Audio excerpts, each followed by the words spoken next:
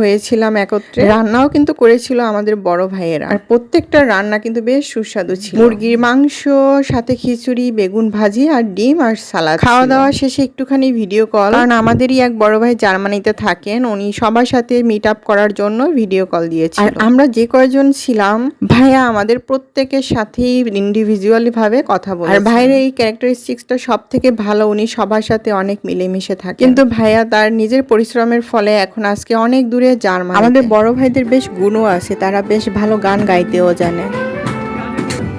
এই মেয়েটির জন্য বুকে আমার এই অসহ্য ব্যথা, এই ব্যথার মাঝেও লাগছে ভালো বলতে তারি কথা। ব্যথা, এই ব্যথার মাঝেও লাগছে ভালো বলতে তারি কথা। বেশ অনেকটা ঘন্টা আমরা একসাথে কাটিয়েছিলাম, সবাই মিলে ফটো সেশনও করে রেখেছিলাম, কারণ এই দিদিটা চলে যাচ্ছে, ওনার হাজবেন্ডের কাছে থাকতে পারবে সেই শান্তি মনে নিয়ে এখান থেকে